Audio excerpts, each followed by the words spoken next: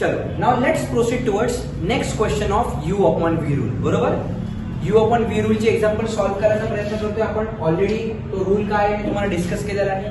u upon v rule म्हणजे आधी काय येते रे, आधी v ची टर्म येते, नंतर u चा डेरिव्हेटिव्ह मायनस u ची टर्म येते, v चा डेरिव्हेटिव्ह अपॉन v स्क्वेअर. त्याला विसरायचं नाही. बरोबर, आपण ऑलरेडी या टाइपचं एक एक्झाम्पल सोडवलं, हे दुसरं एक्झाम्पल आपण सॉल्व्ह करतोय. राईट, ठीक आहे. इथे काय दिले बघा, this is what is my u and this is what is my v. बरोबर, चला आपण सॉल्व्ह करूया त्याला. आन्सर कसं करणार बघा, कन्सिडर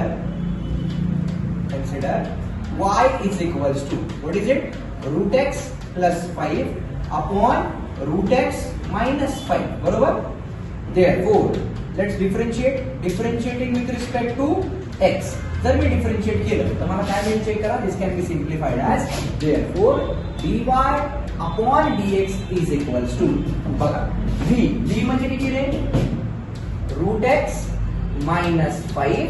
बरोबर, into डेरिव्हेटिव्ह ऑफ u म्हणजे किती रे, it is root x plus 5 चा डेरिव्हेटिव्ह मायनस इथे किती आलं चेक करा, root x plus 5 into derivative of root x minus 5 whole upon काय रे, v स्क्वेअर. v स्क्वेअर म्हणजे कोणता स्क्वेअर सांगा, root x minus 5 चा ब्रॅकेट स्क्वेअर. बरोबर, इथपर्यंत एकदम सिंपल क्वेश्चन आहे. म्हणजे काय मिळेल चेक करा, this can be simplified as dy upon dx is equals to this root x minus 5 will remain as it is into. आता इथे चेक करा, या root x चा डेरिव्हेटिव्ह किती असतोय, 1 upon 2 root x. म्हणजे ते काय दिलं मी 1 upon 2 root x. पटकन आला पाहिजे लगेच, त्यासाठी रोज फॉर्म्युले म्हणावे लागतात. विचार करत बसायचं नाही root x चा डेरिव्हेटिव्ह म्हणजे काय, पटकन एकदम म्हणजे मिली सेकंड्स मध्ये आन्सर आलं पाहिजे, त्यासाठी फॉर्म्युले आले म्हणायचं. ठीक आहे, रूट एक्स चा डेरिव्हेटिव्ह दिला 1 अपॉन 2 रूट एक्स.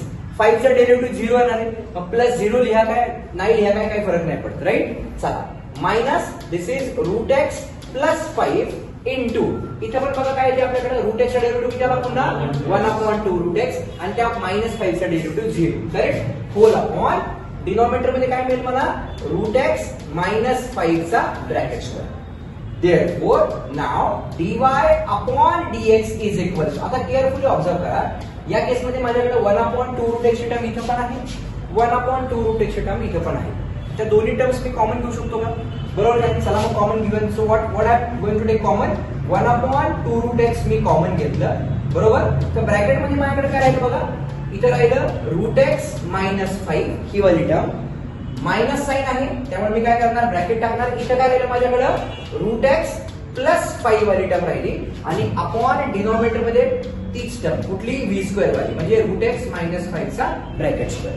आता इथे केअरफुली पुन्हा एकदा चेक करा काय होतं ते बघा, इथं पॉझिटिव्ह रूट एक्स आहे, इथं निगेटिव्ह रूट एक्स आहे. तर या मायनस साईनने आतमध्ये मल्टिप्लाय केल्यास आतले साईन चेंज होतात.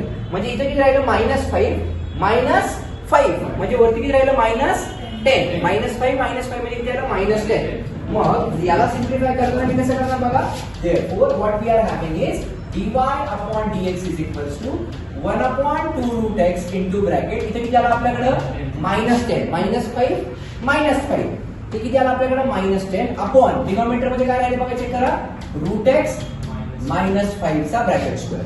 आता इथे काय होतं बघा चेक करा, 2 1 जा 2 5 जा, बरोबर का नाही.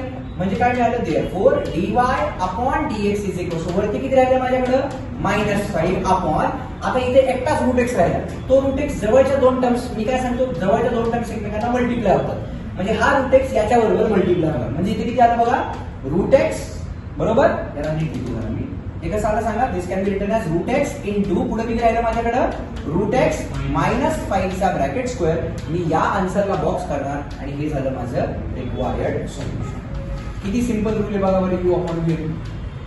सहसा u अपॉन v रूल आपल्याला अवॉइडच करायचं आहे बघा. अशा टाइपचे एक्झाम्पल कसे सोडवतो माहिती आहे आपण, u अपॉन v आहे, मला नको येतो u अपॉन v अप्लाय करायचा, तर या v ला आपण या साईडला घेऊन जातो, कारण इकडे डिव्हिजनला म्हणजे इकडे गेल्यास मल्टिप्लिकेशनला जातो.